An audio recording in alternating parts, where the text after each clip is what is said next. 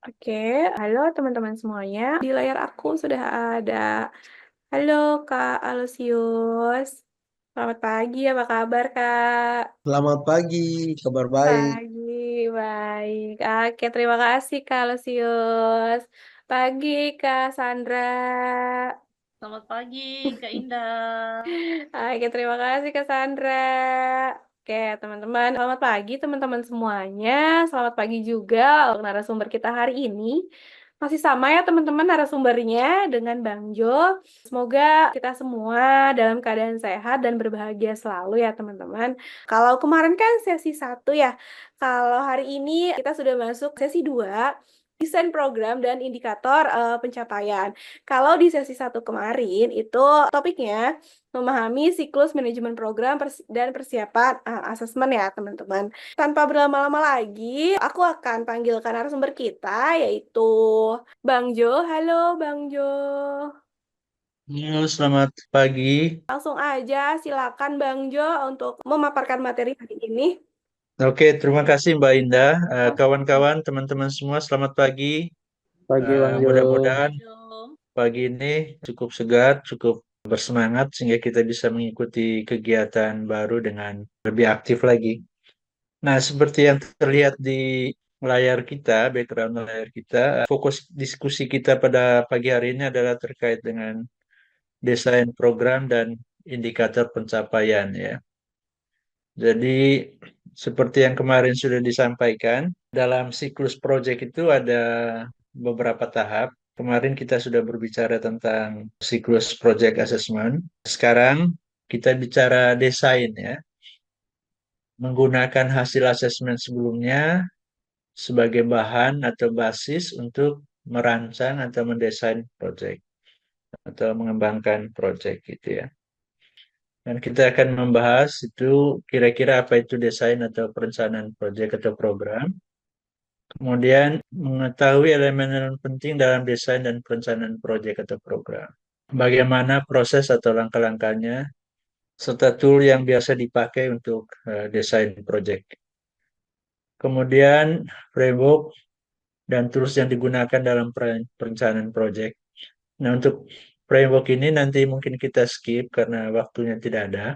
Tetapi di beberapa tempat banyak program yang sudah disetting dengan mulai dari asesmennya dengan menggunakan framework-framework tertentu. Jadi misalnya framework right-based approach ya, atau gender focus program ya, atau GETC orientasi program. Nah, dengan judul-judul semacam itu, sebenarnya mereka sudah dari awal ingin mendesain proyeknya dengan menggunakan kerangka-kerangka tertentu ya. Misalnya kerangka kerja human right based atau right based approach, sustainable livelihood approach, DRR approach gitu ya. Dengan ada framework semacam itu, maka tools-tools yang dipakai untuk mendesain project juga adalah tools-tools yang punya korelasi yang tinggi dengan approach yang mereka gunakan. Sedangkan yang akan kita bicarakan adalah tools-tools yang sifatnya generik ya. Bisa dipakai untuk seluruh proses desain project, baik yang menggunakan framework ataupun yang tidak. Kemudian kita juga akan berbicara tentang beberapa hal lebih lanjut terkait itu. Nah, apa unsur-unsur dasar yang biasanya digunakan kalau kita mendesain project ya?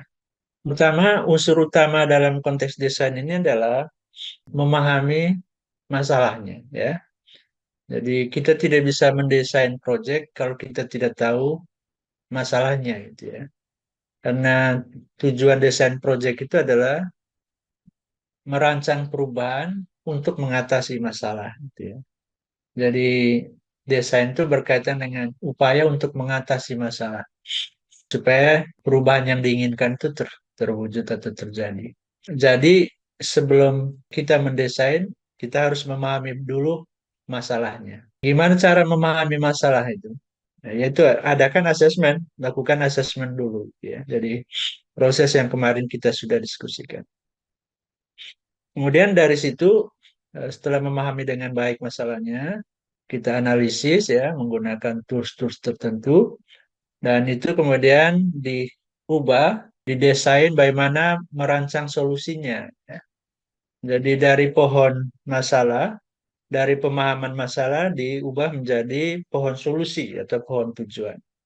Step-step yang akan dilakukan ya seperti kemarin situation analysis ya, need assessment, stakeholder analysis, problem analysis ya. Jadi semua tools yang kemarin kita bicarakan dalam konteks assessment project. Kemudian juga ada kebutuhan juga untuk melihat kapasitas organisasi ya. Jadi poinnya begini, kita memahami masalah dengan baik, lalu mendesain solusinya ya. Dan kadang-kadang desain yang keluar dari proses solusi itu sangat sangat besar, sangat wah ya. Programnya, komponen objektifnya sangat banyak, outcome-nya lebih banyak lagi, output-nya lebih lebih banyak lagi gitu ya. Tapi pertanyaannya mampu nggak gitu ya?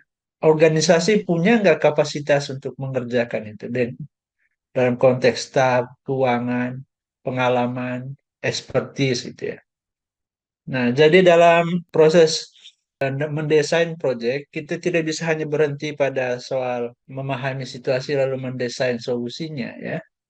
Mengembangkan pohon masalah lalu merumuskan problem objektif tree-nya ya. Tapi juga ketika kita mau memutuskan mana masalah yang akan menjadi fokus kita, kita juga harus pikirkan seperti apa kapasitas kita sebagai organisasi.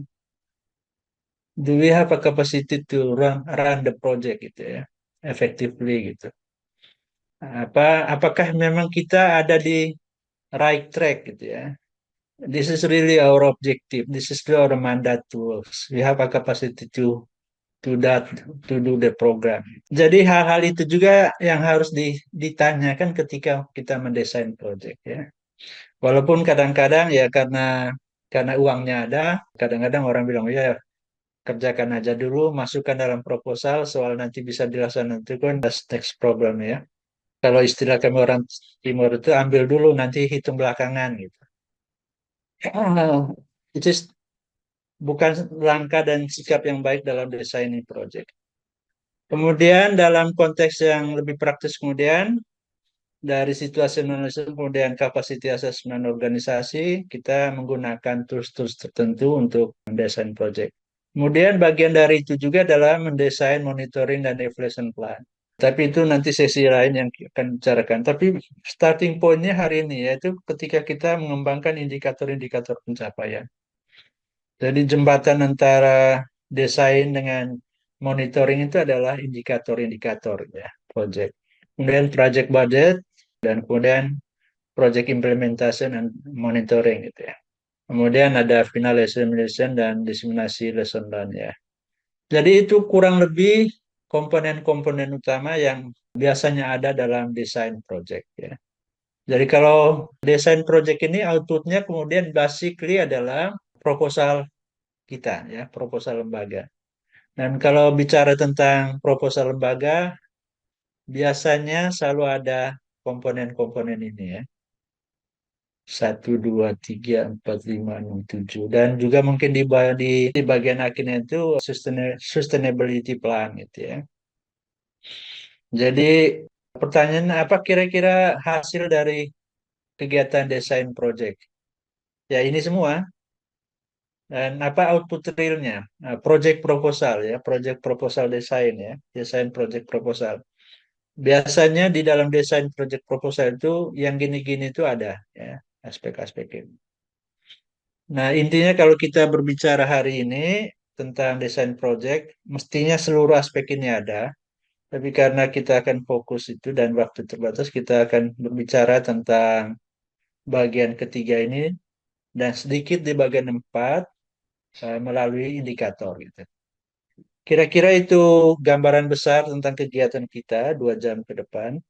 Jadi situation analysis ya secara garis besar kita kemarin sudah bisa bicarakan lewat project assessment.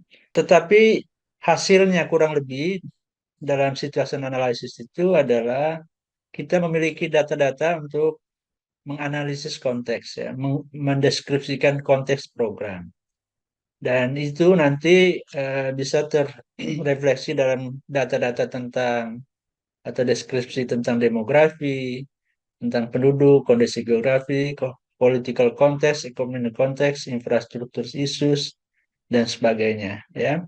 Yang kedua, di dalam situation analysis itu juga ada semacam statement atau deskripsi kita tentang underlying causes maupun root causes dari program itu ya. Dari masalah, dari proposal, dari masalah yang hendak kita address melalui program. Kemudian yang ketiga tentang stakeholders ya. Jadi siapa saja yang memiliki interest dan pengaruh untuk melaksanakan proyek itu. Kemudian yang ketiga ya, beneficiaries ya. Di stakeholder analysis ada juga bagian tentang beneficiaries. Jadi ada di situ disebutkan siapa target groupnya ya, dan siapa end beneficiariesnya. Nah, teman-teman yang mungkin sering membuat proposal, menurut saya kita perlu membedakan dengan cukup baik ya di dalam desain kita, dalam peran kita antara target group dan end beneficiaries.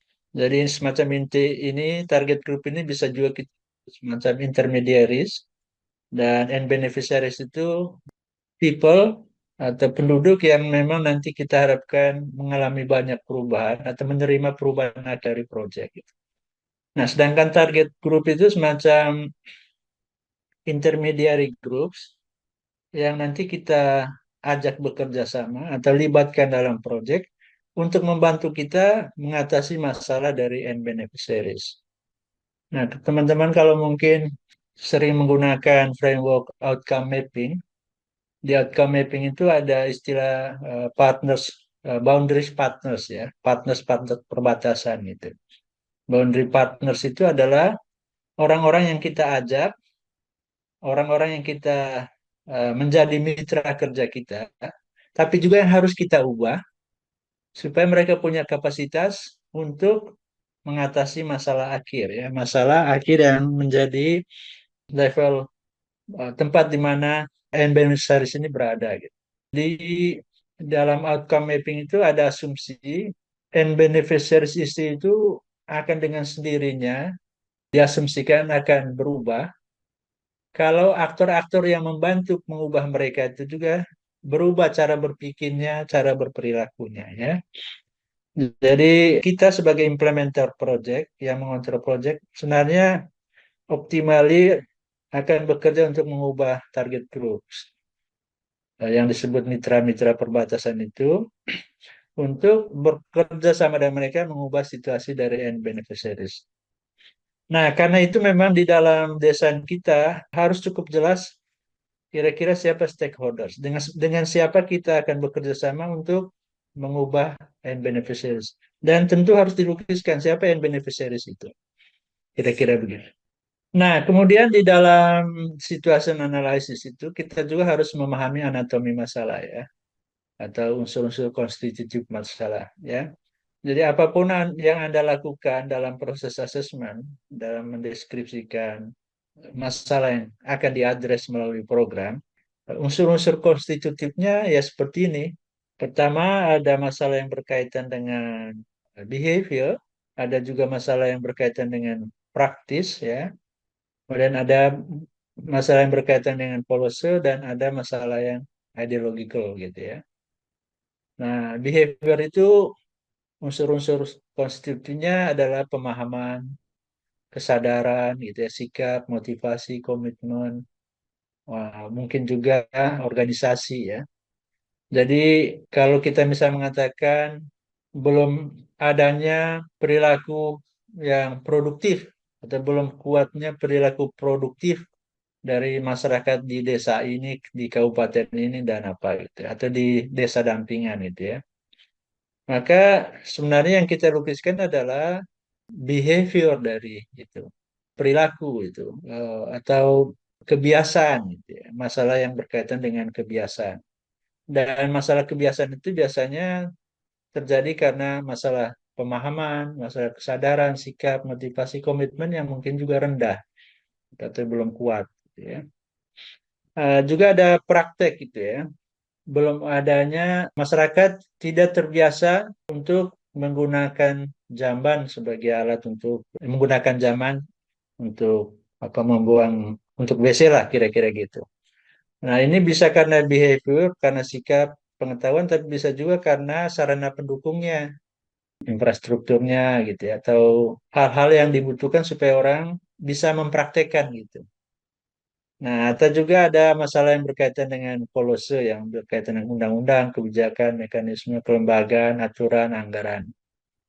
Tapi juga ada misalnya masalah yang terkait dengan ideologi ya. Ideologi itu semacam gagasan-gagasan besar itu ya, yang terjadi karena um, sikap mental itu ya, yang terjadi karena budaya, nilai adat istiadat. Misalnya rendahnya pengakuan terhadap katakan atau misalnya subordinasi posisi perempuan di dalam masyarakat yang membuat mereka tidak diberi hak untuk bersuara gitu ya.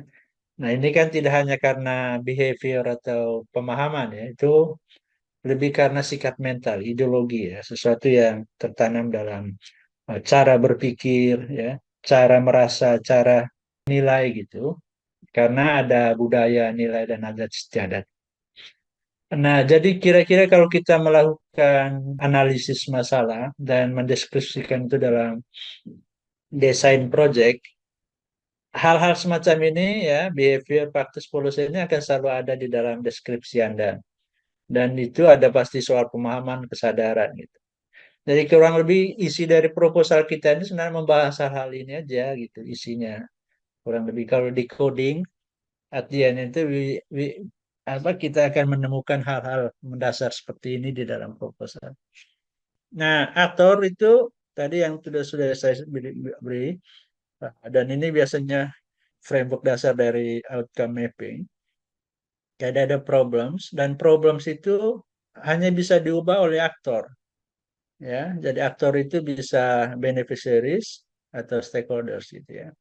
Beneficiaries itu orang yang menjadi end beneficiaries dan stakeholders itu target group yang kita gunakan, yang kita ajak kerjasama, yang kita support, kita capacity juga, kita beri dukungan finansial untuk menjalankan program untuk membantu end beneficiaries mengatasi problem gitu. Lalu ada kegiatan-kegiatan, kira-kira begitu. Nah, tools analisis masalah, pertama yang paling umum itu pohon masalah ya. Kemarin saya sudah jelaskan tentang pohon masalah. Dan kalau anatomi masalah atau unsur-unsur konstitutif tadi kita terjemahkan ke dalam pohon masalah, ini masalah inti atau focal point ya. Dan masalah inti ini akan disebabkan oleh beberapa underlying causes ya, faktor-faktor penyebab itu. Dan itu bisa ada penyebab behavioral karena perilaku, kesadaran, relasi kekuasaan, kepercayaan diri.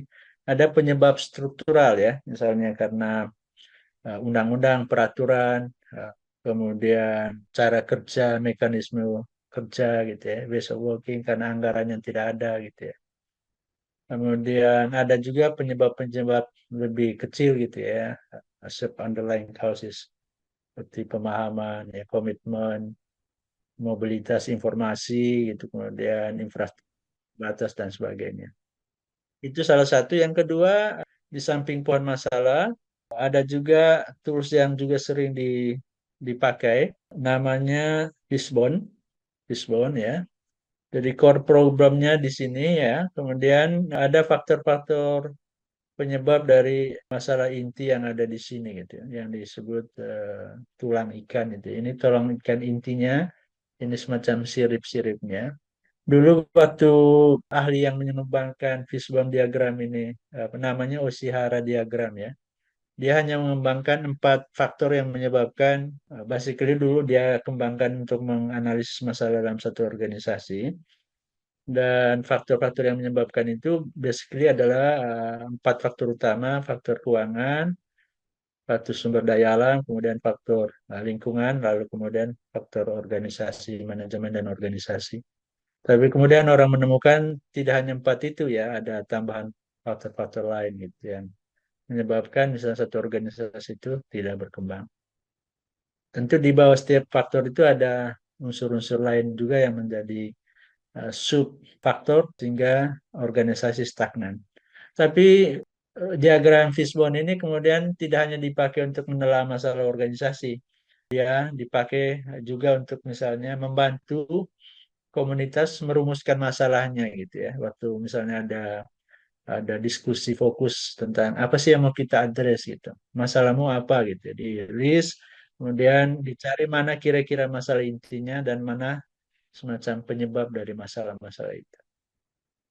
Nah, tentu ada banyak tools analisis masalah yang lain, tapi yang sangat banyak dipakai itu adalah pohon masalah dan fish diagram ini.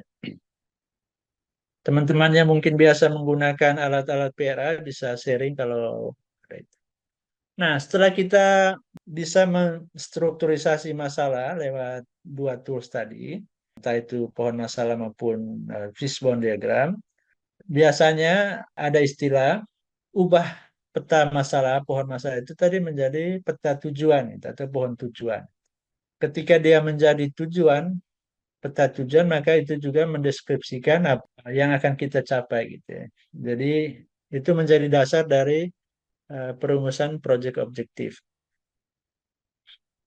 Jadi setelah analisis masalah ya, kemudian dikerucutkan dalam misalnya dua tools tadi, tools pohon masalah dan fishbone diagram, kita kemudian merumuskan ya bagian keduanya dalam desain itu adalah apa objektif kita dengan proyek ini.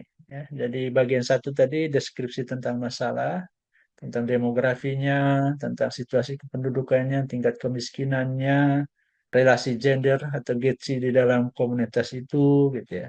Kemudian stakeholders yang bekerja untuk itu, siapa yang menjadi stakeholders target group, siapa yang menjadi end beneficiaries, kemudian kebijakan-kebijakan pemerintah yang sudah ada terkait itu, gitu ya. Kemudian kapasitas organisasi dalam menjalankan dalam bekerja untuk ini gitu ya, keselarasan dengan visi mandat dan macam-macam.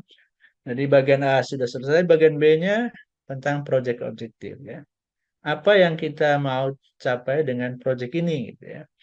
Jadi intinya di bagian kedua itu, di bagian kedua desain itu kita merumuskan perubahan-perubahan yang kita harapkan terjadi pada masalah-masalah yang sudah diidentifikasi pada level sebelumnya secara bertahap dan hierarkis ya, hierarkis dan bertahap. Nah, bagaimana bentuknya ya? Bentuk sebentar saya lewatkan. Bagaimana bentuk hierarki dari proyek objektif itu? Sebenarnya ini. Jadi hierarkinya secara umum atau secara mendasar hierarki objektif itu bisa dikelompokkan dalam tiga ya. Pertama itu goal ya. Goal itu tujuan utama ya atau tujuan jangka panjang dari program yang akan kita kerjakan. Jadi sesuatu yang ingin kita lihat berubah atau terwujud ketika program itu selesai atau beyond program ya. Setelah program ini selesai atau sesudahnya ya. Sedangkan outcomes itu berkaitan dengan perubahan-perubahan yang terjadi pada proyek tapi dalam level jangka menengah. Tetapi harus terjadi, harus sudah bisa diukur, bisa dilihat pencapaiannya pada saat timeline project sudah selesai. Ya. Jadi dua hal penting di situ. Jadi perubahannya terjadi dan sifatnya jangka menengah ya. Tidak bisa terjadi atau terlihat begitu kita selesaikan aktivitas. Biasanya taking longer time ya dan output level of change ya. Mungkin 2 tahun, mungkin 3 tahun. Tetapi intinya kalau kita masukkan itu sebagai outcomes, itu harus bisa diukur, bisa dilihat dengan bukti terjadinya perubahan itu pada saat kita tutup proyeknya. Jadi kalau tidak terlihat hasilnya pada akhir proyek, kita dianggap gagal. Jadi misalnya target proyek kita itu 3 tahun, kalau kita masukkan outcome di situ, itu berarti kita harus bisa mengukur hasilnya pada saat 3 tahun proyek selesai. Nah, kalau tidak kelihatan hasilnya berarti kita dianggap gagal. Ya. Jadi kunci utamanya di situ. Loh, gimana Pak Yohanes kalau misalnya kita merasa bahwa itu tidak mungkin akan tercapai dalam 3 tahun? Nah, ya jangan dimasukkan sebagai outcomes. Jadi outcomes itu adalah hasil yang harus bisa diukur pada akhir timeline project kita. not beyond the project. Kalau memang itu penting apa ya masukkan ke dalam goal ya. Walaupun goal itu biasanya hanya satu. Jadi hierarki objek itu sudah membatasi kebebasan kita untuk memilih gitu ya project. Dan karena itu tadi walaupun itu masalah yang urgen, tapi kalau kita melihat bahwa itu tidak bisa dicapai di dalam 3 tahun karena kita tidak punya uang, staff kita tidak banyak, expertise kita tidak terlalu kuat, kemudian pengalaman kita dalam itu tidak mungkin diperkuat lagi dalam 3 tahun untuk sampai outcome. Don't put it as outcome for your project ya, dalam time frame 3 tahun ya. Itu kira-kira. Dan output adalah satu perubahan yang terjadi yang kita harapkan terwujud setelah aktivitas dilakukan ya. Misalnya kegiatan pelatihan online ini ya, output yang diharapkan adalah sesuatu yang bisa diukur perubahannya setelah kegiatan ini gitu ya. Dan ingat bukan produk, bukan buku, bukan jumlah peserta gitu ya, bukan kuantitas atau kualitas ya. Output itu dalam hierarki objektif ini output adalah perubahan ya, perubahan. Bukan produk. Jadi misalnya Lingkar Madani tidak bisa melaporkan sebagai output itu misalnya 15 atau sekarang kita ada 17 peserta pelatihan, 17 orang anggota atau mitra-mitra Lingkar Madani terlibat dalam kegiatan. Nah, itu dalam konteks ini dimasukkan dalam output atau apa, teman-teman? Kalau menurut teman-teman, bisa nggak dimasukkan dalam rumusan hasil output, statement output, sorry. Oke, Bang Jo, ini di kolom chat ada pertanyaan, aku bantu bacain ya. Silakan, Mbak. Dari Cassandra, objective and goals sudah masuk sejak awal di sini Pak Jo, katanya gitu. Terus kedua, mungkin ini tanggapan dari Cassandra. Fishbone, Ishikawa diagram or cause and effect diagram. Iya, saya kira itu benar ya. Ishikawa diagram itu sama seperti pohon masalah juga adalah cause effect diagram. Karena basis analisisnya adalah cause effect analysis ya. Jadi satu masalah inti atau masalah apa itu disebabkan oleh apa gitu ya.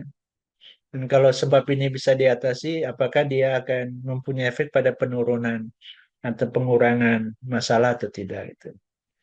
Jadi selalu ada hubungan analisis hubungan sebab akibat dari dalam merumuskan itu, sorry.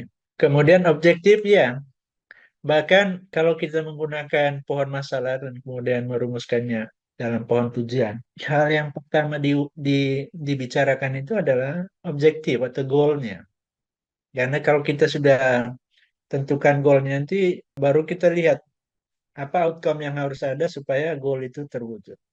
Dan kalau sudah outcome-nya terwujud, apa output yang ada supaya outcome-nya terwujud gitu ya. Kira-kira begitu. Jadi dalam desain project selalu itu dimulai dari merumuskan goal besarnya ya atau let's say long term objective dari project gitu. Dan nah karena apa nanti kalau misalnya kita menggunakan pohon masalah sebagai basis, yang harus pertama-tama dirumuskan itu adalah menentukan mana yang menjadi core problem atau focal point problem dari puluhan masalah yang sudah kita petakan melalui proses asesmen gitu. Apa yang menjadi focal point-nya. Nah, saya teruskan. Jadi ketiga ini adalah hasil atau perubahan ya, bukan ini hasil. Dan Bang Jo, ada pertanyaan lagi. Aku bantu jawab, bantu baca, boleh? silakan. Oke, dari Kak Willy Sombuk, Ekonusa, Pak, apakah menentukan goal bisa berdasarkan hasil asesmen? Ya, basisnya tetap hasil asesmen. Dan goal itu sebenarnya selaras dengan atau sejajar dengan focal point dalam pohon masalah. Ya. Nanti kita lihat di belakang itu, bagaimana menentukan focal point sebagai titik start dalam melakukan cause effect analysis. Sekaligus kalau itu sudah berhasil dirumuskan, nanti kalau diubah menjadi pohon tujuan, dia menjadi goal. ya, goal, automatically menjadi goal gitu ya, goal project. Jadi focal point itu kalau diubah menjadi eh, desain objektif itu akan menjadi goal project atau long term impact dari project. Yang tadi saya uraikan sebelumnya itu model logical framework ya. Tapi di samping logical framework ada juga model logik ya, model logik ya. Nah, kalau dalam model logik ini tetap sama ya, tujuan project itu secara umum adalah menyangkut biar tidak tertutup. Itu ini gimana cara ya? Oh ya, oke. Teman-teman bisa melihat diagram ini. Jadi objektif itu basically ini ya, outcome atau impact. Dan di level outcome atau impact itu ada short term outcome, medium term outcome, long term outcomes. Long term outcome itu impact ya atau goal ya. Medium term itu eh, kira-kira kalau di bahasa Indonesia itu perubahan jangka menengah ya atau tujuan jangka menengah. Short term itu adalah perubahan jangka pendek ya. Eh, Nah, apa ingredient itu benchmark dari short term result atau outcome. Nah, short term result itu adalah what the short term result are adalah pembelajaran ya. Jadi inti dari tujuan semua tujuan jangka pendek itu basically hanya untuk belajar, meningkatkan pengetahuan, meningkatkan kesadaran, meningkatkan pengetahuan, meningkatkan atau mengubah sikap, mengubah skill, mengubah opini, mengubah aspirasi, motivasi gitu ya. Sedangkan yang jangka menengah yang perubahannya baru bisa kelihatan di dalam waktu yang agak lama ya, medium term itu berkaitan dengan behavior. Jadi perilaku ya, kebiasaan, praktek ya, cara kerja gitu, decision making, pengubahan keputusan, kebijakan, sosial aksi ya, aksi sosial, social movement gitu ya, gerakan gitu ya. Gerakan tidak bisa eh, begitu saja terwujud setelah misalnya kita diskusi 2 kali gitu, nggak mungkin. Itu butuh mobilisasi yang cukup besar, mungkin butuh setahun 2 tahun baru orang berubah kesadarannya, berubah sikapnya, berubah cara berpikirnya, cara kerjanya, dan kemudian mengambil aksi gitu ya. Nah, sedangkan yang long term itu berkaitan dengan perubahan kondisi sosial, ekonomi, kesehatan, lingkungan ya, situasi masyarakat secara umum. Jadi artinya kalau teman-teman membuat tujuan jangka pendek dari desain project, jangan pakai yang misalnya dalam setahun ke depan perilaku pemerintah terhadap masyarakat indigenous people berubah itu. Nah itu nggak mungkin karena perilaku itu tidak bisa diubah hanya dalam setahun gitu. Itu butuh taking time sih ya. Yang berkaitan dengan norma-norma, nilai-nilai tentu akan lebih butuh waktu yang lebih lama untuk berubah. Jadi put it as medium or long term objective of your program ya, not as a plan immediate atau short term result ya. Nah, kalau teman-teman melihat di format-format proposal, kadang-kadang what short term result ini sering disebut immediate result, immediate outcome gitu. Kalau yang ini intermediate outcome yang jangka menengah. Kalau ini ultimate atau goal ya, goal dari project. Nah, kalau kita menggunakan model log frame, short term result ini disebut output. Lalu medium term ini disebut outcome. Sedangkan long term atau ultimate result ini atau impact disebut goal. Ya, jadi jangan kacaukan output itu bukan dalam logical framework ya, framework logik. Output itu berarti hasil juga, perubahan juga. Jadi aspeknya berkaitan dengan kesadaran, pengetahuan, attitude, skill, ya, dan sebagainya. Tetapi di samping outcome ini ada output ya, di dalam logic model ada output. Dan output itu beda dengan output yang ada di dalam pengertian dalam logical framework. Output di sini lebih terkait dengan aktivitas dan partisipasi ya. Jadi itu berkaitan what we do ya. Misalnya melakukan workshop meetings ya, itu output. Jadi berapa peserta workshop, berapa peserta yang mengikuti meeting. berapa barang yang kita kirimkan gitu ya. Kemudian berapa modul yang kita buat, berapa panduan yang kita produk. Dan berkaitan itu tadi akan ada jumlah berapa partisipan, berapa klien, berapa agensi gitu ya. Berapa orang yang customer pelanggan yang kita ini. Nah, input itu berkaitan dengan staff, volunteer time, money, research base, material, equipment, teknologi, partners, dan sebagainya. Nah, intinya gini kawan-kawan, desain project itu ya ini, atau yang tadi sebelumnya, hierarchy objective logical framework, yaitu goal, outcome, output, kemudian activities, baru input. Nah, di dalam proposal hal-hal itu harus ada gitu kira-kira. Nah, kemudian harus dibedakan. Jadi dalam mendesain project itu ada dua jenis hasil sebenarnya yang akan terlihat itu, yaitu hasil manajemen, yaitu produk atau layanan yang secara langsung dihasilkan oleh project dan 100% dikontrol oleh project. Jadi semua bagian ini ya, bagian output ke kiri ini, ya, ini yang disebut hasil manajemen. Artinya 100% dikontrol oleh project, oleh kita sebagai pelaksana project. Artinya kalau misalnya di dalam indikator kita disebutkan kita akan menerbitkan 100 buku atau mengundang 100 peserta atau mengunjungi atau melakukan audiensi 5 kali dengan bupati atau kepala dinas ya. Itu harus bisa terwujud gitu ya. Harus bisa terlaksana, harus keluar 100 buku. Harus 5 orang kepala dinas yang harus kita kunjungi, kita jadikan audiens. Harus berapa lobby yang akan kita lakukan. Nah, kenapa begitu? Karena ini manajemen 100% yang kita kontrol. Ya. Nah, kalau misalnya kita tidak berhasil menerbitkan 100%, kita fully dianggap gagal gitu ya. Tentu kalau misalnya katakan yang bisa di training itu di proposal kita ditulis 100 tapi kemudian yang datang katakan 70 mungkin dianggap ya lumayan ya. Tapi kalau misalnya di bawah 50% itu pasti dianggap gagal oleh ya. Berarti ada masalah di dalam manajemen lembaga itu gitu ya.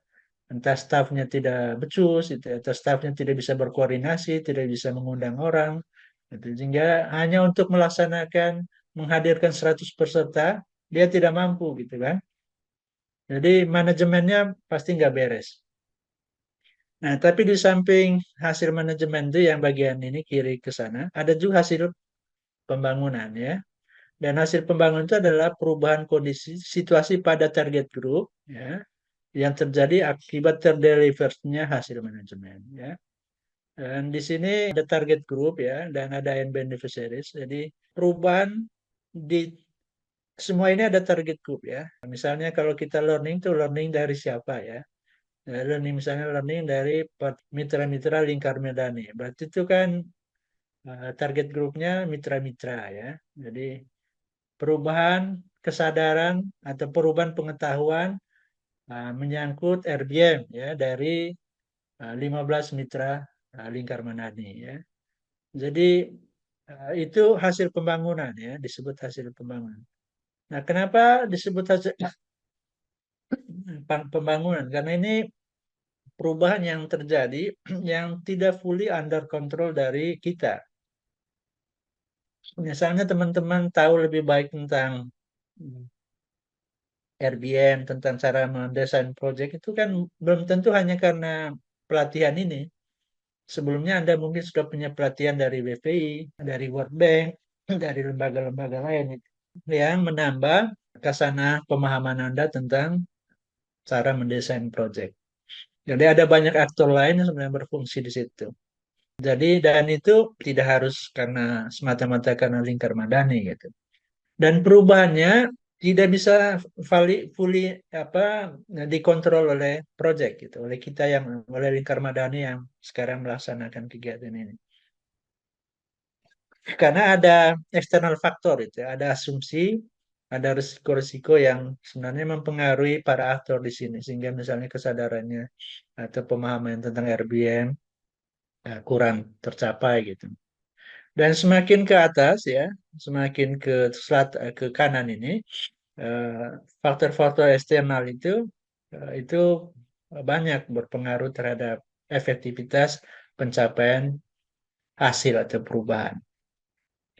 Jadi semakin dekat ke activities, bagian yang dikontrol oleh project, sebenarnya pengaruh eksternalnya lebih kurang. Tapi semakin ke sini, ke soal kebijakan, soal policy, aksi sosial, behavior, itu semakin kecil kontrol project ya. Dan semakin besar eksternal faktor yang mempengaruhi perubahan-perubahan di sini. Semakin ke sini semakin besar.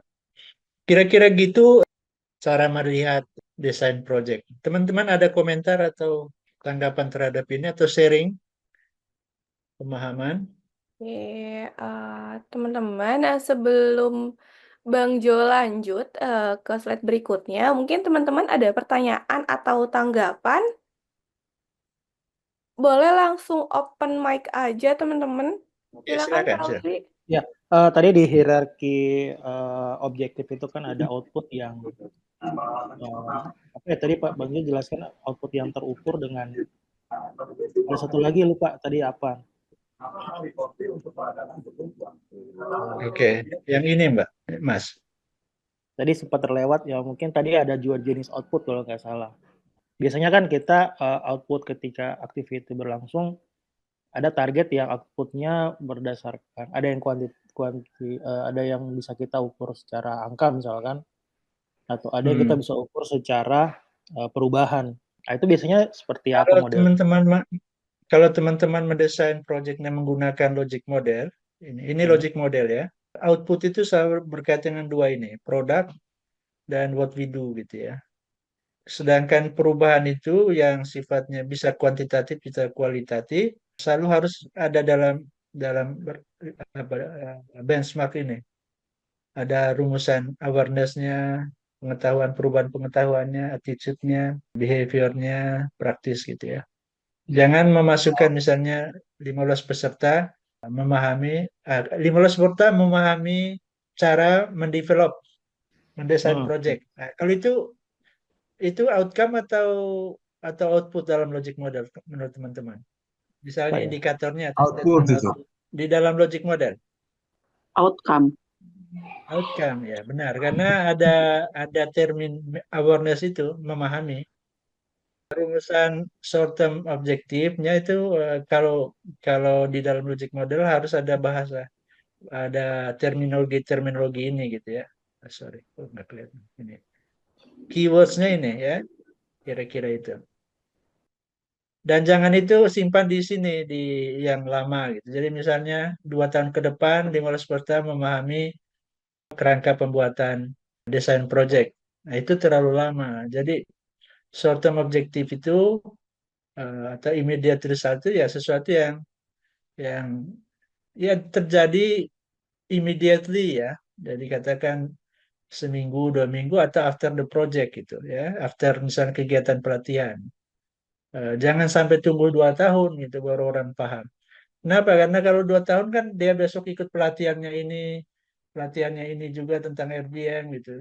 Susah mengukur ini karena pelatihannya Lingkar Madani atau karena dia pelatihan dari tempat lain kan gitu. Jadi sesuatu yang immediately come after ya kegiatan dilaksanakan. Mudah-mudahan kita sepaham ya teman-teman ya. Tapi kalau dalam konteks logical framework, bahasa di output level ini sudah harus bahasa perubahan ya. Ya, bukan jumlah peserta gitu ya yang mengikuti kegiatan. Jumlah peserta yang 15 peserta yang memahami atau terampil membuat indikator project. Jadi output di sini kalau pakai logical framework itu sudah hasil ya. Beda dengan yang tadi yang logic model. Dan aktivitas bisa kuantitas, bisa kualitas. Ya, silakan Mas. Oh, berarti di logic model sama yang di sini beda ya, Pak? Beda. Jadi kalau output di sini sudah hasil, kalau di logic model sebelumnya masih produk gitu ya, atau produk atau number jumlah yang di reach ya, yang dijangkau gitu. Masih produk lah ya, jumlah peserta, jumlah buku yang diterbitkan itu output. Tapi Itu di biasanya kalau dalam dalam hmm. Pak, kalau dalam mendesain kita pakai yang mana biasanya? Biasanya logic model atau Tergantung. Misalnya tergantung. kalau EU itu biasanya menggunakan logical framework. USAID Oke. juga menggunakan logical framework ya. Walaupun istilah desainnya beda-beda ya. Kalau di EU outcomes ini mereka sebut expected result ya. Expected result. Goal ini long term result atau overall objective gitu ya. Tetapi hierarkinya ini kurang lebih 3. Tapi kalau teman-teman mendesain proyeknya Kanada ya, dia pakai logic model. Itu kurang lebih ya. Tergantung ininya, tergantung fundingnya, atau tergantung teman-teman sendiri. Wah, saya mau menggunakan framework logical framework sebagai kerangka untuk menyusun proyek saya. Boleh. Nanti di bahasa goalnya tetap perubahan dari situasi yang diinginkan, situasi yang mau kita ubah gitu ya.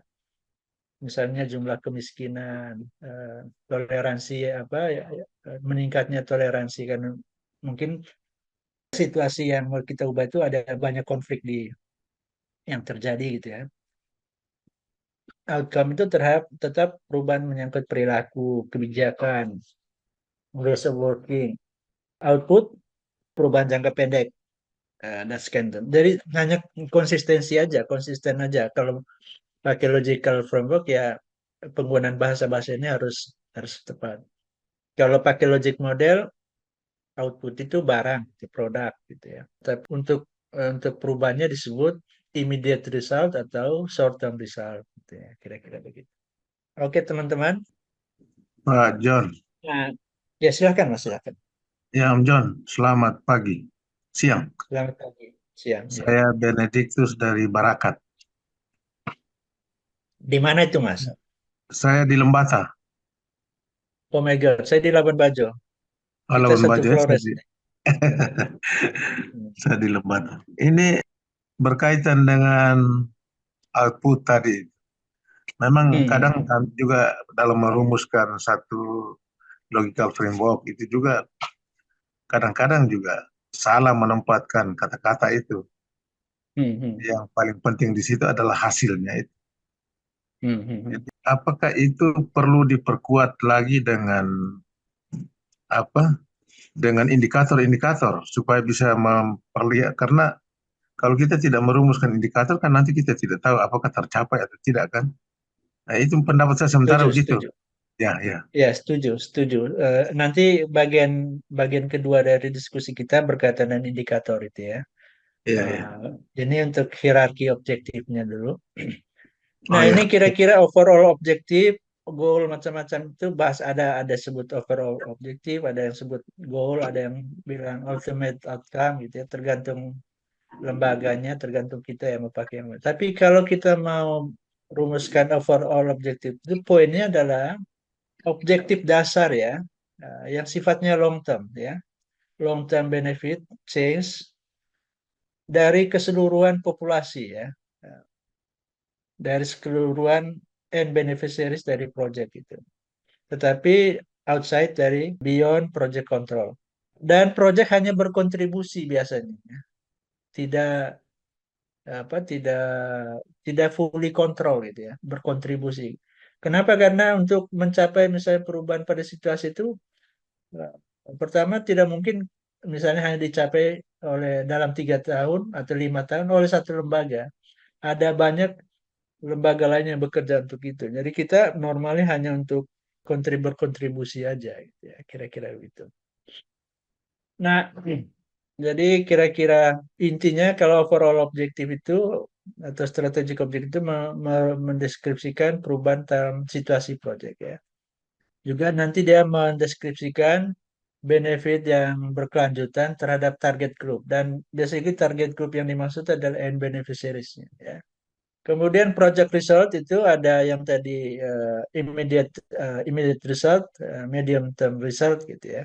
Seperti yang tadi saya jelaskan. Lalu activities atau means, aktivitas apa yang harus dibuat atau dikerjakan, means apa yang dibutuhkan untuk melakukan kegiatan yang dapat diberikan 3 hal ya, personal, materials, infrastruktur itu ya. kemudian input atau budget. Jadi sekali lagi ini kurang lebih desain itu ya intinya ini ada overall objektif, strategic objektif, project purpose itu ya, kemudian project result ya, outcome output, lalu activities ya, means dan infrastruktur. Ya. Nah, tips untuk membuat focal problem ya, yang nanti paralel dengan goal atau overall objektif dari project. Jadi tips untuk focal problem sekaligus untuk merumuskan goal ya. Jadi dia harus mengadres situasi atau kondisi atau keadaan utama yang hendak diubah atau yang menjadi alasan dari keberadaan project gitu ya. Jadi apa sih masalah dasar yang mau diadres? Misalnya konflik kah, ketidakharmonisan dalam rumah tangga kah, kekerasan kah, kemiskinan kah, atau apa gitu ya. Dan selalu mengarah ke perubahan jangka panjang ya. Yang tidak mungkin diubah karena meningkatnya pengetahuan ya. Enggak. Karena merubah masalah yang sifatnya struktural jangka panjang itu tidak hanya karena pengetahuan, tidak hanya butuh kesadaran ya, butuh juga perubahan-perubahan strategis di aspek-aspek lain gitu. Berada pada level intermediate outcome dan ultimate outcome ya. Jadi seperti yang tadi saya jelaskan di logic model itu ada benchmark apa yang masuk di dalam intermediate outcome atau apa yang dimaksud dengan ultimate outcome. Tidak boleh praktikal ya. Tidak boleh sekedar terus sarana aktivitas jangka pendek ya. Jadi benchmarknya ini ya. Jadi kalau tadi disebut intermediate outcome, jadi ini dan ultimate outcome. Jadi focal point itu ada di antara ini atau di atasnya ini kira-kira gitu. Jadi misalnya goal utama proyek kita adalah meningkatnya kesadaran dari pelaku pariwisata di Labuan Bajo. Ini bisa masuk masuk di goal atau gimana teman-teman? Misalnya bahasanya itu goal project itu meningkatnya kesadaran dan pengetahuan pelaku pariwisata di Flores tentang syarat-syarat pariwisata premium gitu. Itu bisa masuk di goal atau tidak? Wah, dia lebih ke outcome jangka Ya. pendek sih. Bisa atau tidak? Tidak bisa ya? Bisa atau tidak? Kalau goal sih tidak, Pak. Kayaknya Tidak, oke. ya, Karena dia sifatnya pembelajaran jangka pendek. oke, Karena ya. orang baru mulai memahami dulu karena ada perubahan di situ. Jadi ya, jadi kalau misalnya ada proposal yang menyatakan itu goal tentu tidak benar karena ini goal itu selalu tidak boleh berkaitan dengan yang ini. Minimal antara ini dan ini gitu atau tentang di sini, letaknya di sini dia, ya. Jadi goal project itu, rumusan goal project itu minimal antara medium term dan ultimate atau ultimate impact itu yang harus jadi ini. Nah, coba aku ada rumusan beberapa list persoalan yang terkait dengan soal kekurangan gizi ya, kemiskinan macam-macam itu. Mari kita lihat bersama-sama. Misalnya statement meningkatnya pengolahan makanan bergizi di kalangan keluarga dengan balita. Itu bisa masuk di short term result, medium term result, atau ultimate result. Dia bisa masuk ke medium sih, Pak. Medium ya. Medium Di karena bagian mana kira-kira di medium? dia akan lebih mengarah kepada behavior. Karena Behavior ini ya behavior atau praktis ya. Ya praktis, kemudian decision making juga sih karena mungkin ada keputusan dari keluarga untuk ada apa namanya memilih Rencana untuk ya. ya pemahaman. Jadi dia sudah menjadi aksi gitu ya, tetapi mempraktekkan pengetahuan yang dianggap mungkin sebelumnya sudah terjadi. Oke, that's correct. Meningkatnya pemahaman masyarakat tentang gizi itu short term, medium term, atau ultimate outcome. Monggo teman-teman. Meningkatnya pemahaman masyarakat tentang gizi biasa di short term sih. Short term ya, karena ada knowledge itu kan, knowledge. Ya, ada knowledge Jadi baru. sesuatu yang harus terjadi dekat dengan aktivitas di sini. Ya. Oke. Adanya anggaran pemerintah desa untuk memperkuat posyandu. Itu short term, medium term, atau ultimate? Silakan Bu Kiki, mungkin Bu Kiki mau jawab. Silakan, silakan. Oke, atau teman-teman yang lain ingin menjawab, boleh silakan langsung open mic aja ya, Bang Jo ya. Pertama itu short, Short term atau medium term atau ultimate? iya itu. Yang mana? Menurut saya, Yang mana, Mas? Yang di medium term kah atau di short term? karena itu kan dia kalau tercapai, kalau ketika anggaran sudah jalan ya tercapai itu kan tidak perlu jangka panjang, itu dia semacam jangka Oke, pendek begitu. Kalau kegiatan itu jalan lalu anggarannya terserap maka selesai sudah di situ. oke. Boleh saya? Ada yang lain? Ya, silakan, Ya. silakan. Menurut saya itu medium term. Medium term. Karena? Karena setelah mungkin dari pemerintah desa harus mendapatkan informasi dulu yang merupakan Oke. short term, baru nanti ada tindakan, mungkin harus ada diskusi lagi dengan di pemerintahan desa, sehingga untuk bisa betul-betul ada anggaran yang teralokasikan. Menurut saya itu medium term. Ya, ya. Saya kira itu benar ya, medium term ya. Dan kalau di sini kan kalau kita cocokkan di tabel ini, codingnya itu ada di decision making atau policies ya, kebijakan. Anggaran itu kan kebijakan toh. Dan biasanya tercapainya ya mungkin kalau kita punya program 3 tahun mungkin belum tercapai juga gitu ya. Tapi ya tergantung analisis situasinya ya dan pengalaman kita bekerja di desa itu. Tapi semua yang berkaitan dengan kebijakan, anggaran, behavior itu biasanya selalu dimasukkan dalam medium terms ya. Medium terms. Dan anggaran itu kan kebijakan pemerintah. Dan mengubah kebijakan pemerintah itu kan tidak mudah ya. Tadi Mbaknya bilang mungkin harus informasi dulu gitu ya. Kemudian mesti diskusi beberapa kali dulu supaya kepala desanya dan aparat desanya benar-benar mengalokasikan anggaran untuk memperkuat posyandu. Oke, menurunnya kejadian gizi buruk itu short term result, medium term result, atau long term result. Ini biasanya Statement long ini term, cocok Pak. long term. Long term, Pak. Kenapa Karena kira-kira long term? ya, biasanya dampak akhir dari sebuah keputusan atau kebiasaan atau aksi-aksi di lapangan biasanya akan berdampak pada suatu kejadian jangka panjang. Oke. Jadi di sinilah kira-kira situasi ya. Jadi kalau dilihat memang ini kan satu list masalah ya, list masalah dari hasil asesmen.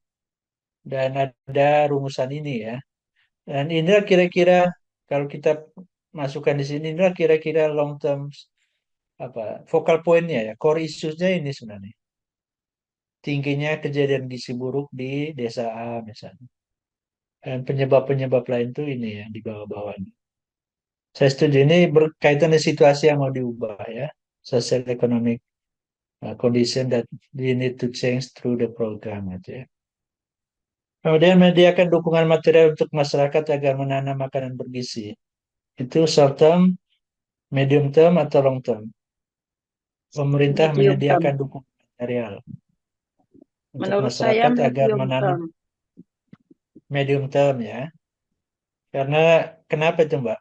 Ya, untuk bisa menyediakan dukungan tentu biasanya pemerintah perlu kita istilahnya advokasi, kita ajak diskusi tentang Ya, ya, ya. keperluan-keperluan itu Ya, sampai ya. nanti pemerintah betul-betul menyerap informasinya, kemudian nanti menganggarkan, dan menganggarkan Ya, pun biasanya oh ya paling itu masuk anggaran tahun depan. Nah, ya, sampai ya, bisa ya. menyediakan itu perlu waktu. Ya, menurut saya seperti Ya, itu. setuju ya. Jadi ini tidak tidak immediately come gitu ya.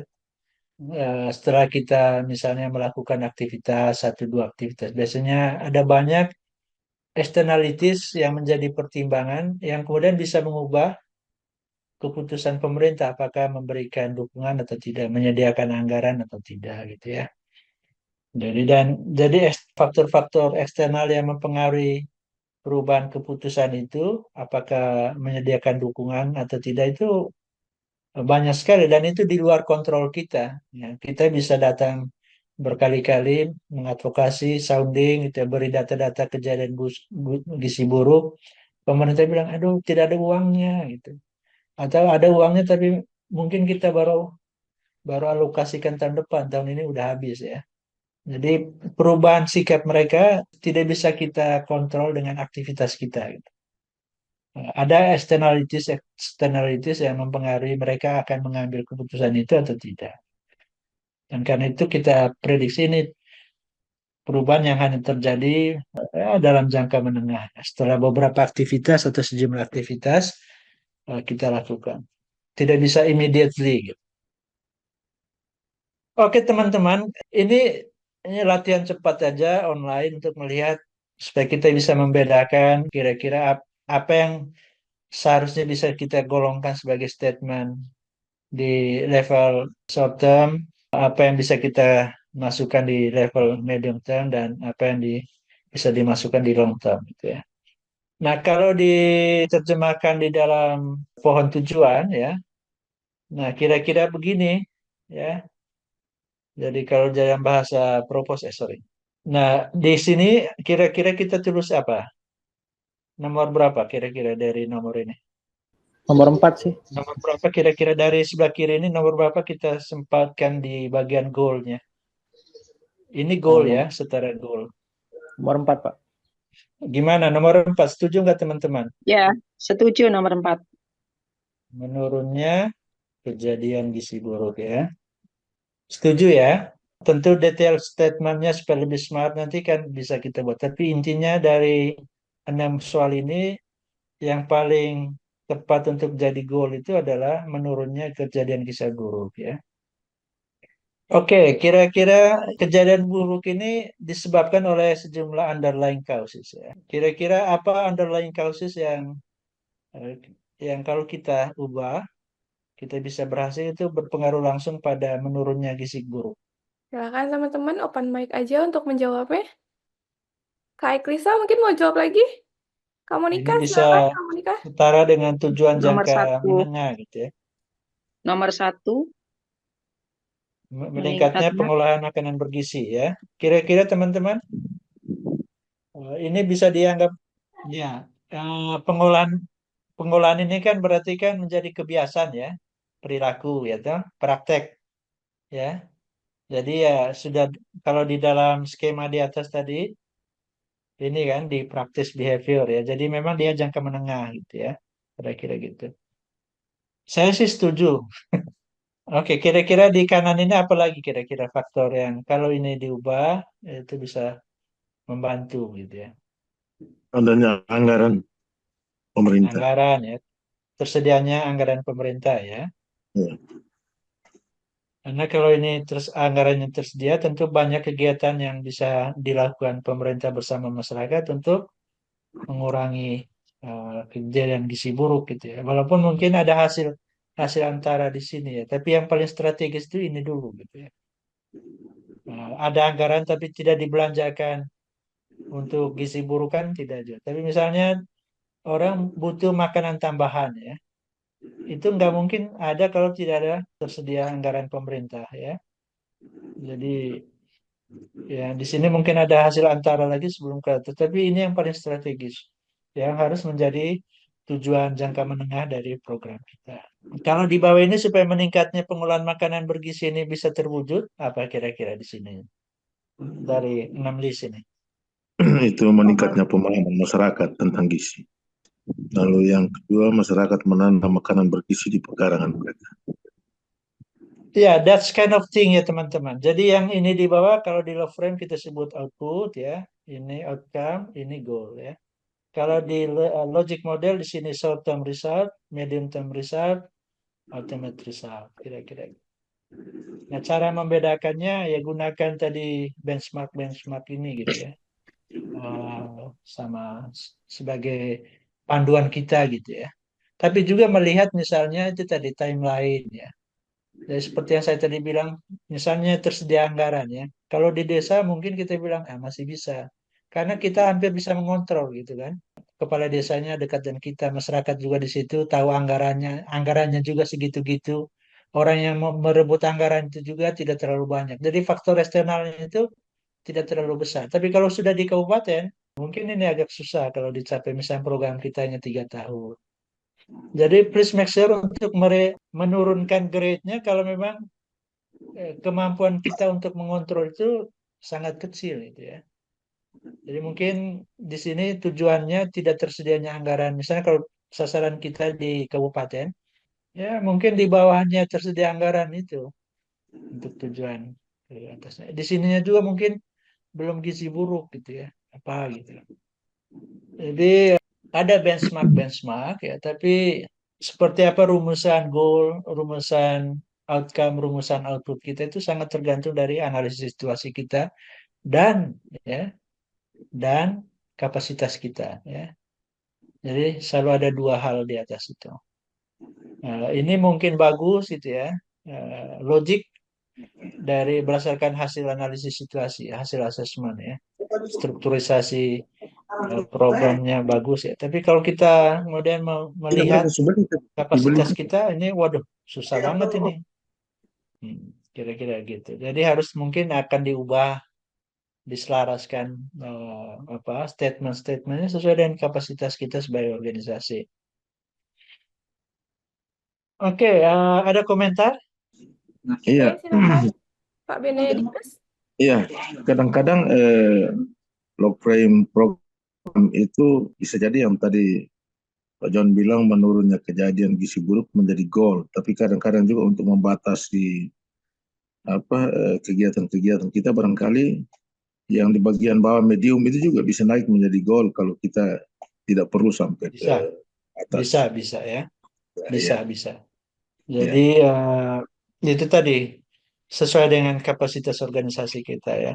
Jadi yang kita harus mengakses apakah itu tercapai misalnya kalau programnya hanya 3 tahun ya, kalau programnya 2 tahun. Ada yang short term itu kan. Ya mungkin hanya fokusnya kepada kapasitas dulu gitu ya. Kalau memang tujuannya hanya untuk itu. Seperti misalnya Lingkar Madani ya, dia fokusnya ke peningkatan kapasitas mitra-mitra ya. Jadi mungkin goalnya itu bukan tentang situasi mitranya, tapi soal kapasitas gitu ya. Lalu di bawah sininya kapasitas apa dalam bidang-bidang apa gitu ya. Nah, tapi benchmark itu ada ya sebagai panduan teman-teman, tapi tidak kaku gitu. Oke, saya teruskan sambil jalan lah ya teman-teman kita. Jadi kalau mau kemudian menyusun kemudian di samping tadi goal yaitu impact, outcome, output, dalam desain project itu ada indikator ya. Yang nanti setelah sesi ini kita teruskan dengan indikator ya. Lalu ada means of verification, lalu ada risk dan asumsi.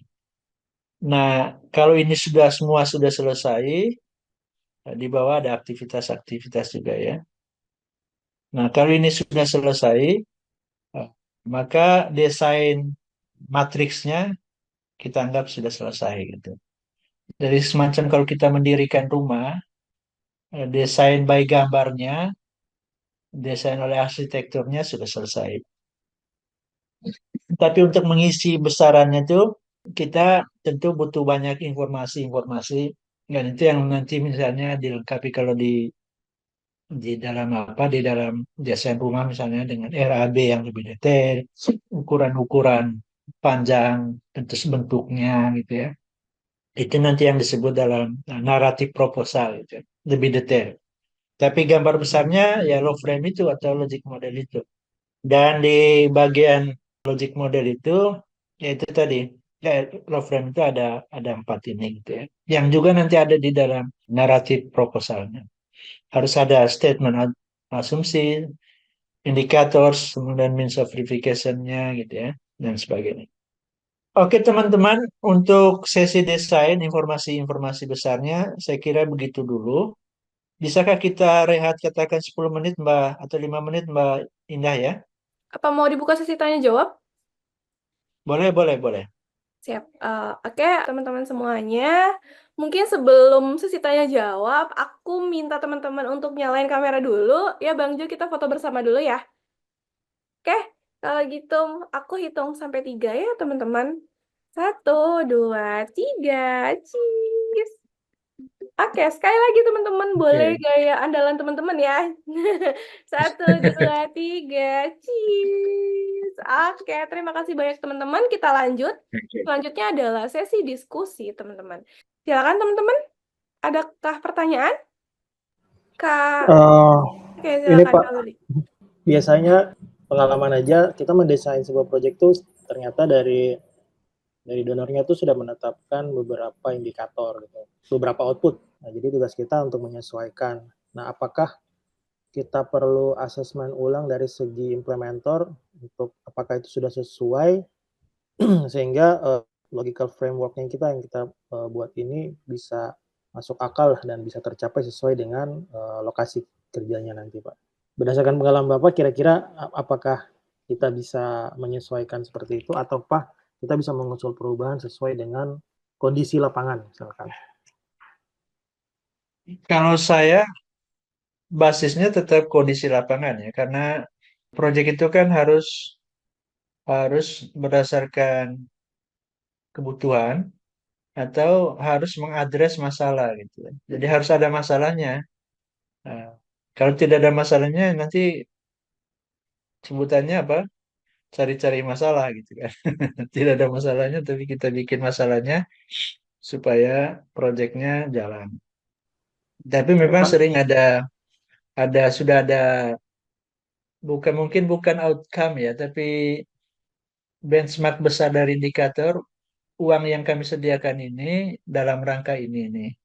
Lalu kita kemudian melihat apakah di dalam bingkai yang ada itu kita bisa masuk enggak ya? Ada aspek di mana kita bisa masuk karena di lapangan memang ada persoalan itu.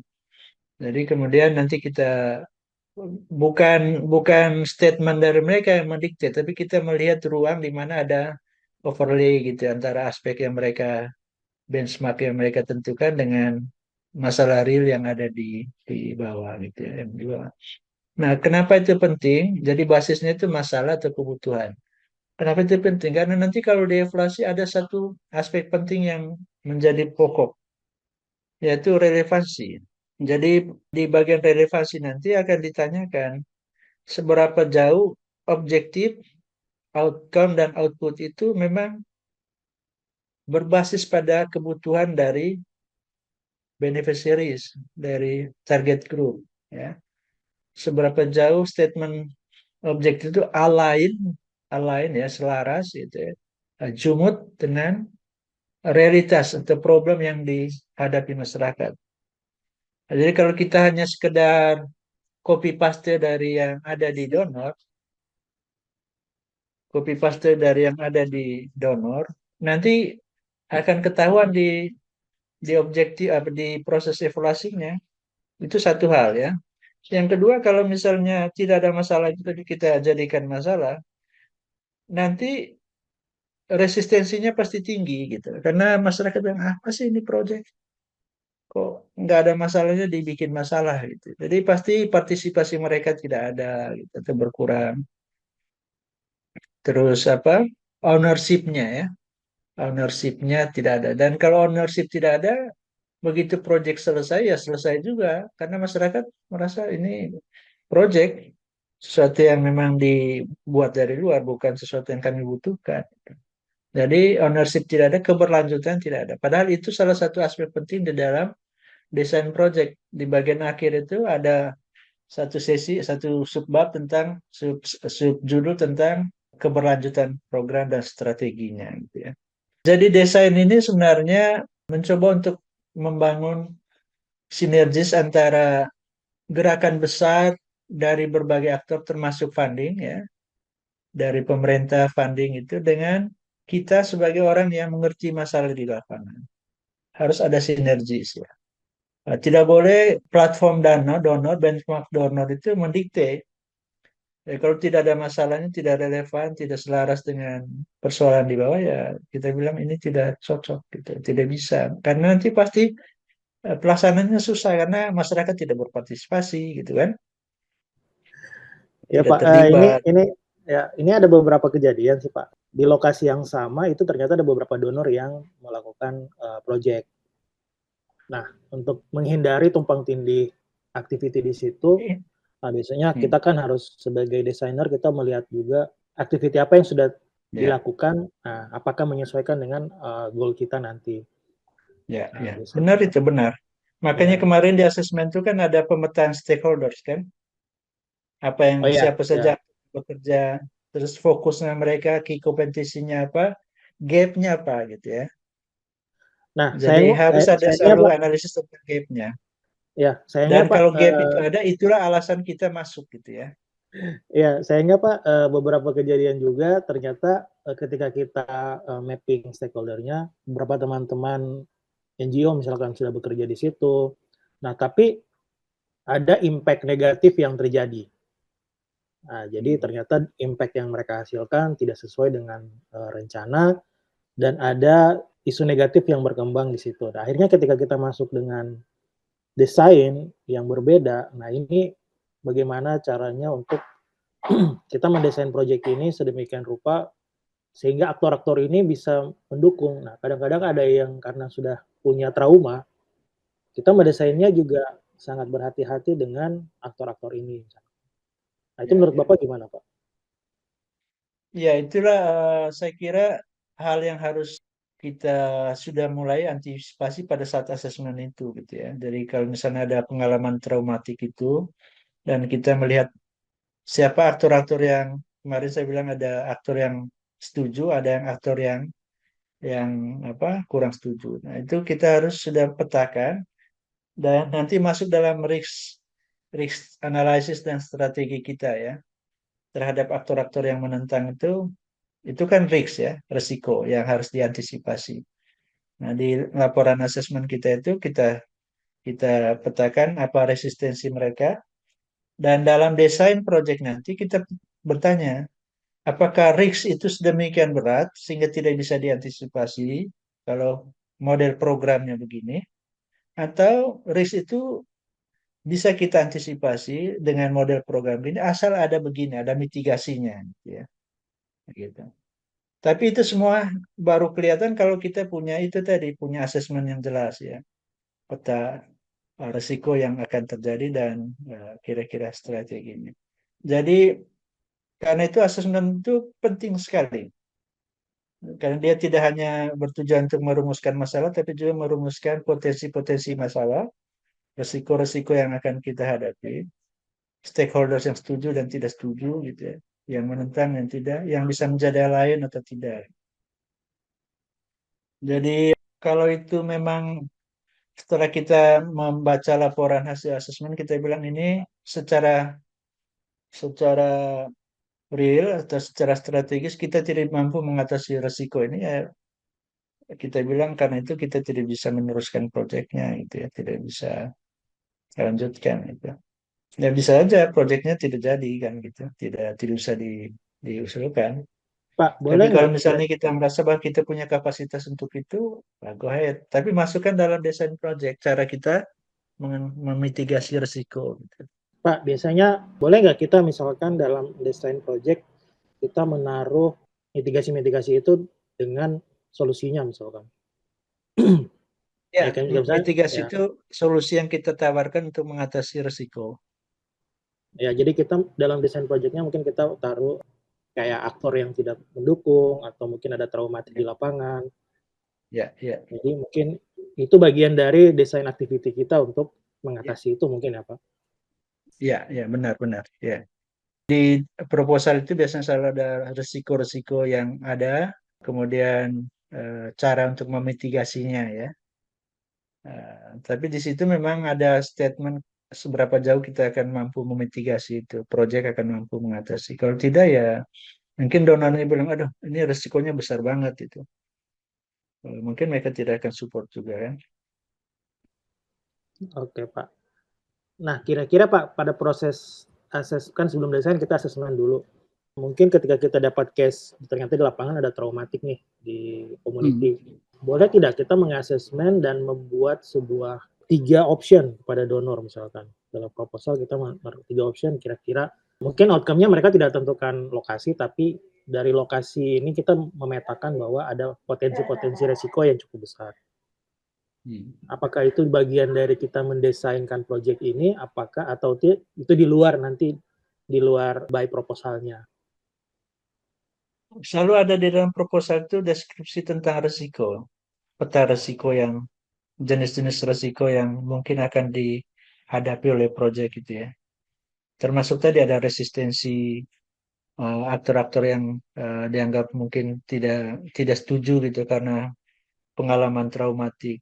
Tapi tetap mereka di dalam proposal meminta kalau begitu resikonya mitigasi kamu supaya tidak menghalangi proyek apa. Dan nanti mereka menilai gitu apakah yang kita tawarkan itu memang masuk akal gitu ya. Eh, Artinya bisa diantisipasi sehingga tidak mengganggu kelancaran proyek atau tidak. Kira-kira gitu di asesmen mereka. Kalau biasanya donor begini, kalau misalnya uang mereka besar ya, katakan mereka support katakan 10 miliar gitu ya, atau 15 miliar, 20 miliar. Selalu ada, misalnya dalam proposal kita, mereka baca ya, analisis risiko di dalam proposal.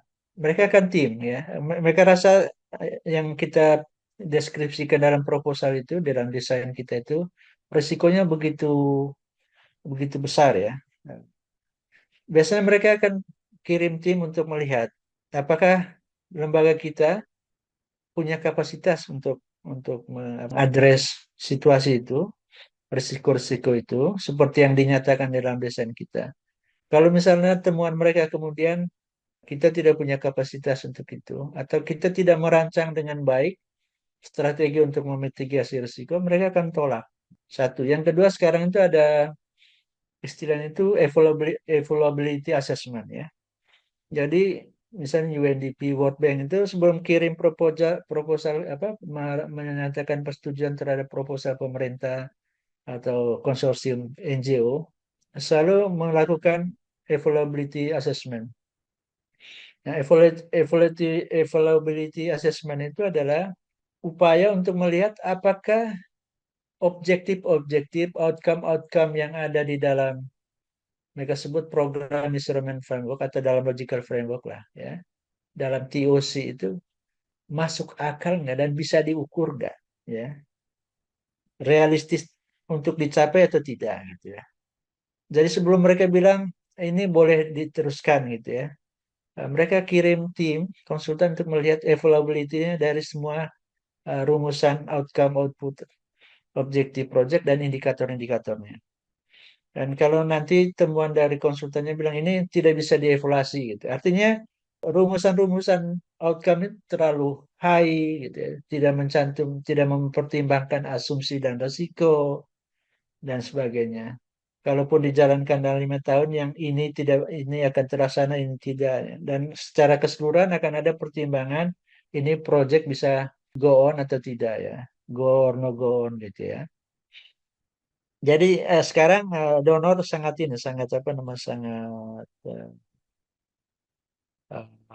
sangat teliti gitu ya ketika mereka mengatakan boleh atau tidak diteruskan, boleh atau tidak didanai ya. Kalau dalam konteks evaluability assessment itu mungkin bukan boleh atau tidak boleh didanai. Misalnya mereka sudah komit mendanai, tapi ya itu tujuan-tujuannya itu lebih disesuaikan gitu ya. Bukan begini tujuannya tapi begini ya. Indikatornya jangan begini tapi begini karena kalau indikatornya too high ya too ambisius gitu ya tidak bisa diukur gitu ya. Jadi nanti konsultannya merumuskan yang gini sebaiknya begini ya berdasarkan wawancara awal dan studi-studi dokumen saya sebaiknya indikator dari katakan objektif nomor ini perlu disederhanakan itu. Jadi sangat apa namanya prudensial gitu ya, sangat prudent. Nah, seperti kalau bank itu memberikan pendanaan proyek miliaran rupiah kepada perusahaan, kan ada feasibility study. Nah, itu juga kira-kira di proyek-proyek NGO juga banyak begitu sekarang. Kira-kira gitu, Mas, gambarannya secara garis besar ya. Baik Pak, So baik. don't jangan meremehkan ilmu-ilmu tentang desa ini nih, ilmu-ilmu tentang cara melakukan analisis risiko gitu ya. Di beberapa tempat lembaga saya, Circle Indonesia itu sering diminta untuk memberikan pelatihan khusus tentang analisis risiko ya, dengan berbagai jenisnya. Mungkin lain kali, tapi ada beberapa slide sebenarnya yang ada. Nanti saya bisa share dengan for free gitu ya ke Mbak Indah gitu ya untuk sekedar pemahaman. Tapi saya kira teman-teman yang di proyek sudah sering melakukannya ya. Baik, Izin saya, Pak. oke silakan Kak Sandra. Ya, yang dikatakan oleh Pak Yohanes ini sangat penting bagi kita teman-teman yang bekerja di akar rumput ya, bahwa mendesain, merencanakan itu sangat penting sebelum kita memulai sebuah proyek. Betul Pak, setiap kali kami terlibat dalam penulisan proposal, semua yang disampaikan oleh Pak Yohanes itu memang di-assess, diperiksa oleh donornya. Dan kalau ada pertanyaan, misalnya mereka akan bertanya. Dan yang paling penting itu kita harus smart. Harus smart. Itu kuncinya di situ. Jadi jangan berlebihan, tetapi juga harus menunjukkan bahwa kita mempunyai kapasitas untuk melakukan apa yang memang diminta oleh proyek. Yang juga inline dengan core kerja kita. Memang nanti di lapangannya ada banyak sekali faktor-faktor yang akan mempengaruhi pelaksanaannya. Tetapi karena kita sudah punya assessment, kita sudah punya dokumen yang lengkap di awal proyek, kita jadi sudah bisa memitigasi itu sejak awal. Pun itu juga memang nanti akan masuk kalimatnya kalimat intervensi, begitu ya Pak Jo ya. Jadi tidak bilang bahwa kalimat kalau di proposal itu kita tidak bilang kalimat mitigasi, tapi bagaimana kita mau mengatasi masalah dan bagaimana itu bisa mendatangkan high impact. Lalu nanti harus melihat faktor-faktor yang lainnya lagi. Kalau sekarang donor itu agak bergeser. Dia tidak hanya safeguarding, kalau kami kan di environment ya, di konservasi. Nah, dia tidak hanya melihat konservasi, safeguarding konservasi, tetapi bagaimana dengan komunitasnya, GETSI-nya. Nah, itu kalau kita nggak punya framework itu sejak awal dibangun pada saat assessment, matilah kita gitu ya. Kita akan asbun. Itu udah pasti itu. Lalu ujung-ujungnya nanti kita memang dinilai bahwa kamu sebenarnya nggak di sini, fieldmu nggak di sini, fieldmu adalah di sini gitu ya. Lalu juga itu teman-teman jangan pernah berkecil hati bahwa LSM saya baru 2 tahun. Enggak, dia tidak akan melihat itu. Iya ada, tetapi dia melihat bagaimana approach-nya, begitu ya Pak ya, Pak Jo ya. Iya, benar. Approach-nya Benar, apa gitu di situ. Kamu mau tackle apa ini? Lalu yang penting juga adalah sustainability. Jadi yang seperti Pak Jo bilang tadi, kalau awalnya udah kita ya masuk karena ada duitnya aja, ya sustainability-nya akan low, rendah sekali. Lalu setelah itu selesai, ya udah selesai. Nah itu yang tidak kita harapkan. Kita mengharapkan bahwa setelah kita pergi, masyarakatnya tetap akan mau melaksanakan apa yang sudah mereka inisiasi. Nah, ini juga Pak Jo, kemarin kami itu ada beberapa kegiatan juga. Jadi sebenarnya kan sudah assessment, terus kita kembali lagi dengan proyek yang baru.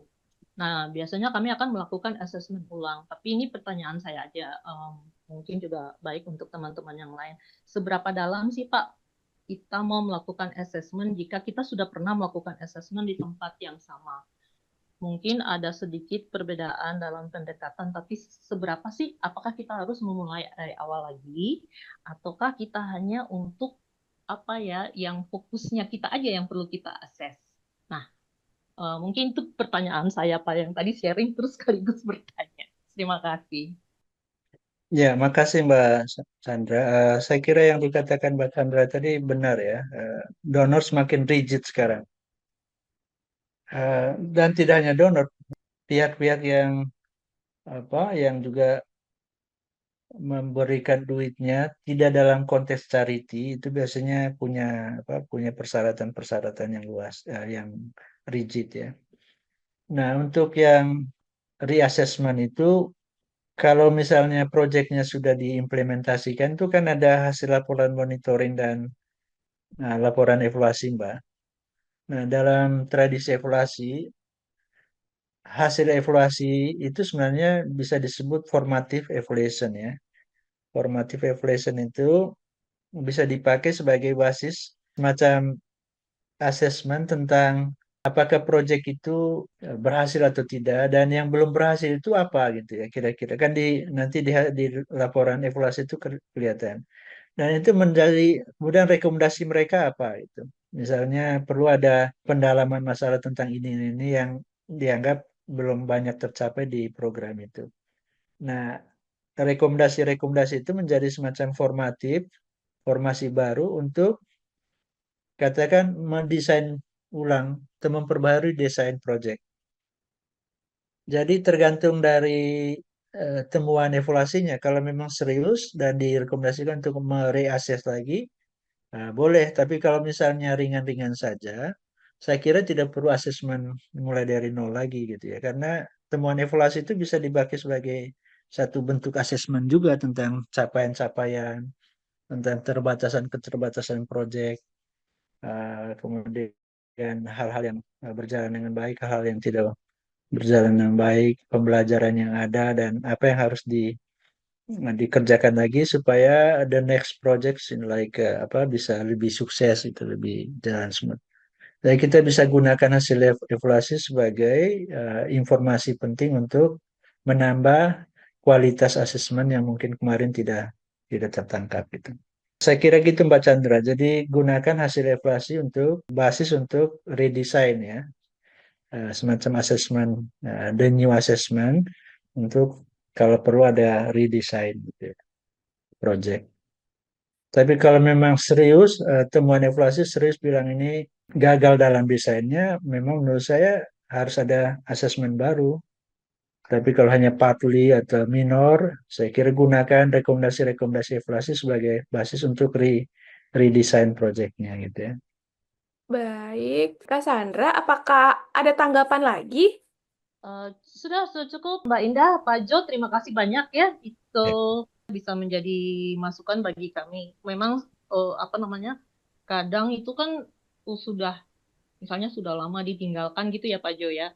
Biasanya kami menggunakan laporan yang paling terakhir, lalu dikombinasikan dengan observasi lapangan. Mungkin ada sedikit pemetaan aktor, Pak, karena biasanya yang berubah itu di situ kan ya, Pak ya. Aktor-aktor, ya, Iya, benar. mungkin melihat sedikit mengenai tren. Jadi memang udah seperti itu sih. Kalau memang betul yang Pak Jo bilang juga, kalau tidak terlalu banyak berubah, ya kita tinggal menggunakan hasil evaluasi saja. Karena itu penting juga ya. Jadi kita bisa tahu ini yang sudah nyampe, ini di mana, yang belum di mana, apalagi ya yang masih bisa diperkuat. Apakah target grupnya masih bisa sama ataukah berbeda? Karena kalau misalnya target grupnya sama, orangnya itu saja, misalnya juga bosan ya Pak ya. Jadinya kita dianggap hanya proyeknya cuma untuk segelintir orang saja begitu. Jadi itu sih yang kami kerjakan dan terima kasih banyak Pak Jo untuk masukannya. Baik, terima kasih banyak Kak Sandra dan Kak Willy tadi ya. Mungkin Bang Jo kita buka satu pertanyaan lagi, boleh ya? Ya, boleh. Teman-teman mungkin masih ada satu pertanyaan lagi. Jika ingin bertanya, silakan dinyalakan aja mic-nya. Ada tanggapan dari Kak Sandra, smart, specific, measurable, achievable, relevan, dan time bound. Kita sudahi aja Bang Jo, closing statement ya dari Bang Jo.